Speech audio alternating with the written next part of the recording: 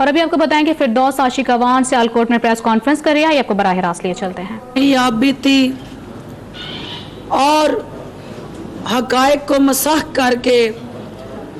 अपनी ज़ात के साथ जुड़ी वो तमाम तवील दास्तान बयान करने में हर हाल में फ्रंट फुट पे कौम को वक्त ज़ाया करने में मसरूफ़ रहा। कल भी ऐसी ही एक मुज़ाक़ा हेज़ प्रेस कॉन्फ्रेंस का इनेकाद किया गया। पनामा केस के साथ जुड़ा एक ऐसा फैसला जिसको सुप्रीम कोर्ट ऑफ पाकिस्तान के चीफ जस्टिस साहब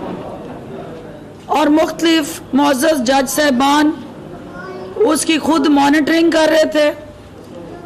और सुप्रीम कोर्ट ऑफ पाकिस्तान की हदायत की रोशनी में वो केस मुतलका अदालत में ट्रायल हो रहा था। उसके फैसले के हवाले से ऑनरेबल जज को जिस तरह से मिलान किया गया था, उंगलियां उठाई गई थी उस फैसले पे, उस जज के कंडक्ट पे, और जिस तरह से पाकिस्तान के अवाम को गुमराह करने की वही वारदाती टोले ने रवायती हथकंडा इस्तेमाल करते हुए सियासी पॉइंट स्कोरिंग के लिए एक सियासी स्टेज सजाया और उस सियासी स्टेज को सियासी थिएटर में तब्दील किया। और उस सियासी थिएटर के अंदर पूरी कौम ने देखा कि जिस अदाकार को उस सियासी थिएटर पे स्टेज पे बिठाया हुआ था, सब के चेहरे, उनकी बॉडी लैंग्वेज बयान कर रही थी कि उनकी अपनी जमात के ऊपर खुदकुश हमला बेगम मरियम सफदर अवान कर चुकी हैं। और सबसे ज्यादा बेबसी की, लाचारगी की तस्वीर बने पार्टी के सो कॉल चेयरमैन नजर आए। किसी भी जमात के अंदर कोई पैरामीटर्स, कोई कोड ऑफ कंडक्ट होता है। चेयरमैन उस जमात का दीवार से लगा कोने में बैठा अपनी बेचारगी का मातम कर रहा था, और वाइस चेयरमैन जो कि चंद दिन पहले इलेक्शन कमीशन में पिटीशन फाइल हुई कि सजा याफ्ता कोई ओहदेदार नहीं हो सकता किसी भी जमात का, तो ये झूठ बोलने की चैंपियन जो खातून है, इन्होंने फिल फॉर वहां अपने वकील के जरिए ये मैसेज भेजा कि पार्टी ने ऐसा कोई नोटिफिकेशन किया ही नहीं। अगर किया है तो इलेक्शन कमीशन में अपोजिशन के जो लोग उनकी अपोजिशन में गए हुए थे, यानी पाकिस्तान तहरीक इंसाफ की वो खवातीन जो इनके खिलाफ एप्लीकेंट थी, वो नोटिफिकेशन इलेक्शन कमीशन को ला के दिखाएं। यानी जालसाजी, दो नंबरी, धोखाधड़ी, फ्रॉड और हर तरह का गुमराह करने का मौसर आला कार जिसको कहते हैं, वो ये खातून के उस बक्से में हर वक्त दस्तयाब है। इन्होंने इलेक्शन कमीशन से भी वारदात की कि ऐसा नोटिफिकेशन हुआ ही कोई नहीं। तो पूरी कौम ने देखा कि वो अपने आप को वाइस प्रेसिडेंट लिखती हैं। और कल की प्रेस कॉन्फ्रेंस प्रेसिडेंट साहब के पहलू में बैठ के उन्होंने खुद की और ये साबित किया कि मुस्लिम लीग नवाज पे कू हो चुका है और जमात के दीगर सीनियर रहनुमा वो एक नौमलूद सियासी यतीम के हाथों खुद के अर्गमाल बने नजर आए। तो ऐसी सूरत हाल में कल जब उन्होंने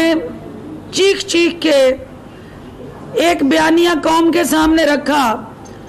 कि वो जज साहब रात को डरावने ख्वाब देखते हैं, उनका ज़मीर उनको सोने नहीं देता, चैन नहीं लेने देता कि भी उन्होंने एक बहुत बड़े दीनी सियासी मुबल्लिग इमाम मस्जिद को सजा दी है, तो लिहाजा कलमा हक कहने वाला शख्स लाखों के पीछे है, तो वो जज साहब की ज़मीर पे इतना बोझ है कि वो अपनी ज़मीर के अदालत के मुजरम है। तो आज आपने पूरी कौम ने देख लिया कि जिस जज को उन्होंने ये तासर दे के कि वो वीडियो और ऑडियो जज साहब ने इनके उस कलमा हक कहने वालों को नाजायज़ सज़ा देने की बुनियाद पे बनवाई, आज एक दफ़ा फिर वो झूठ के शाहकार आपके सामने आ गए कि वो प्रेस रिलीज़ उन जज साहब की इस बात की तरफ एक दफ़ा फिर निशानदेही कर रही है कि ये जालसाज गिरोह और क्रिमिनल माफिया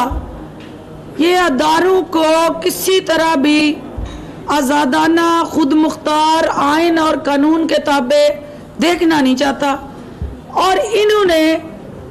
वो तमाम हथकंडे सुप्रीम कोर्ट में पनामा केस के साथ जुड़े वारदात इस्तेमाल करते हुए सामने रखे, और पूरी कौम ने देखा कि जब पनामा शुरू हुआ तो इन्होंने कहा इसी तरह हंगामा अंगेज प्रेस कॉन्फ्रेंसें, और उनमें ये कहा कि हमारे पास हैसियत से सबूत है अपनी बेगुनाही के, और हम मुतलका फोरम पे लेके आएंगे, और ये सनद याफ्ता एक जालसाज खातून जिन्हें कैलबरी फॉन्ट पे जेल साजी में कन्विक्ट हुई, झूठ बोलने में पूरी कौम ने देखा कि मीडिया में आके उन्होंने कहा कि मेरी पाकिस्तान और पाकिस्तान से बाहर कोई जायदाद नहीं है, और फिर अदालत के अंदर वो तमाम चीज़ें गलत साबित हुई। वो खातून जो है वो एक को पूरी कौम ने देखा एक कतरी खत ले आई, उन्होंने कहा जी ये कतरी खत जो है ये हमारी बेगुनाही साबित करेगा और इसके साथ हमारी मनी ट्रेल जुड़ी हुई है। फिर पूरे मीडिया ने देखा, पूरी दुनिया ने देखा कि वो कतरी खत सिर्फ जाती मेल मिलाप और रस्म रिवाज का जरिया बना, अदालत के अंदर मनी ट्रेल के साथ जुड़ा वो कोई सबूत ना बन सका। और उसी फिल्म का अगला ट्रेलर इन्होंने कल आवाम को दिखाने की कोशिश की, और वहाँ जिस जज की ज़ात को टारगेट किया, आज उस मुअज़्ज़ज़ जज की तरफ से प्रेस रिलीज आना इस बात की तरफ निशानदेही करता है कि ये वीडियो जो वो खुद कह रहे हैं उन्होंने इसको झूठा और जाली करार दिया। उस वीडियो में उन्होंने जज साहब ने अपने साथ जुड़ा वो तमाम मनफी बेबुनियाद मनगढ़ंत प्रोपेगेंडा और बयानिया जो ये मुसलसल तसलसल के साथ जेलसाज टोला जो है कौम को गुमराह करने के लिए मार्केट में फेंकता है, उसको देखते हुए हुकूमत ने ये फैसला किया कि ये जो किरदार है मरियम सफदर अवान जो है, बेगम मरियम सफदर अवान, ये किरदार जो बेनामीदार है, इस बेनामीदार किरदार को मंतकी अंजाम तक पहुंचाने के लिए इस ऑडियो और वीडियो का फोरेंसिक ऑडिट करने जा रही है गवर्नमेंट। हुकूमत ने सुप्रीम कोर्ट की तरफ उठने वाली इन उंगलियों को, क्योंकि ये अरशद मलिक की ज़ात के साथ जुड़ा कंडक्ट नहीं है, ये पूरी अदलिया की तज़हीक करने का जो रवायती तरीका है नून लीग की क़यादत का, ये भी उसी का शासखाना है जिसके अंदर इस कौम ने देखा कि सुप्रीम कोर्ट पे हमला करने वाले मुआविन कवान मीडिया से गुफ्तगू कर रही हैं। न्यूज कॉन्फ्रेंस फिरदौस आशिक अवान सियालकोट में प्रेस कॉन्फ्रेंस कर रही थी। कहना उनका यह था कि कल एक काबिल एहतराम जज पर उंगलियां उठाई गईं। कल एक रिवायती टोला हकायक मसख करके कौम का वक्त जाया करने में मसरूफ रहा। उन्होंने कहा कि रिवायती हथकंडे इस्तेमाल करते हुए मौजिज जज पर उंगलियां उठाई गईं। उन्होंने कहा कि लीग के चेयरमैन कल बेचारगी की तस्वीर बने नजर आए। कल एक और रिवायती टोला हकायक मसख करके कौम का वक्त ज़ाया करने में मसरूफ रहा। टोले ने सियासी पॉइंट स्कोरिंग के लिए सियासी स्टेज और ड्रामा रचाया। कौम ने देखा मरियम नवाज की जायदादों का झूठ अदालत में साबित हुआ। मसला आ रहा है जिस तरह से कौमी वसाइल और दौलत को नाना जी की दुकान समझ के उस पे हाथ साफ करने वाला ये ग्रोह जो है, उन्होंने वो बुलेट प्रूफ गाड़ी समेत दीगर अभी तोशा खाना के बहुत सारे कीमती नवादरात और तोहफे हैं जो इस शाही खानदान के जेरे कब्जा है। वो इंशाल्लाह हुकूमत अदारों को मजबूत बना रही है, बाख्तियार बना रही है कि वो इनके रोब में आए बगैर, इनके दबदबे में आए बगैर अपना किरदार अदा करें और इस मुल्क में आइन और कानून की हुक्मरानी को यकीनी बनाए। उस ऑडियो और वीडियो को फोरेंसिक करने का जो हुकूमत ने फैसला किया है, मैं सुन रही थी कि उसमें कुछ हमारे मीडिया के नामवर जानी पहचानी शख्सियात ये बयानियां दे रही थी कि हुकूमत इसको क्यों अपने गले में डाल रही है। भाई ये वो हुकूमत नहीं कि जो अपनी जिम्मेदारियां दूसरों के गले में तोकमान बना के डाले। ये हुकूमत समझती है कि जहां इदारों की तज़हीक का मामला आएगा, जहां इदारों की क्रेडिबिलिटी पे सवालिया निशान आएगा, जहां इदारों को दागदार बनाने के लिए ज़ाती सियासी मफादात का तहफ़्फ़ुज़ करने के लिए अदारों को बेबुनियाद इल्ज़ामात की जद में ला के ड्रामा रचाया जाएगा, तो हुकूमत किसी तरह भी अपने निज़ाम को ऐसे ग्रोह टोले के हाथों गिरवी नहीं रखने देगी। और वो खुद भी कह रहे हैं कि ये सही है, दुरुस्त है, और इतराफ़ जुर्म मरियम सफदर साहबा ऑलरेडी कर चुकी हैं कि ऑडियो इसकी कहीं और रिकॉर्ड हुई और वीडियो कहीं और हुई और फिर उसके बाद इनको जोड़ा गया।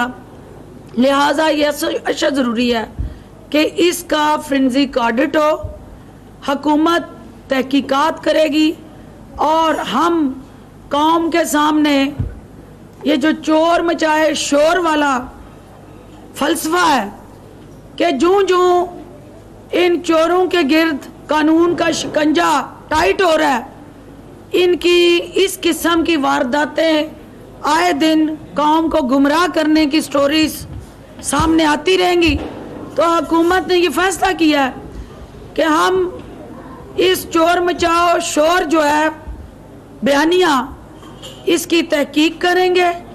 और जिस मीडिया हाउस में ये वीडियो और ऑडियो जोड़ी गई उसकी तहकीकात भी होंगी और पैमरा एक्ट के तहत जो वायलेशन ऑफ कंडक्ट है ऑफ दैट मीडिया हाउस, उसके हवाले से भी हम उन तमाम पर्दा नशीनों को बेनकाब करेंगे जो इस जाल साजी में मुलव्वस हैं। और वो तमाम पर्दा नशीन, क्योंकि पूरी कौम को पता है कि एक वो किरदार है जिसने ये वीडियो और ऑडियो रिकॉर्ड करवाई, जो ऐसा मशकूक किरदार है कि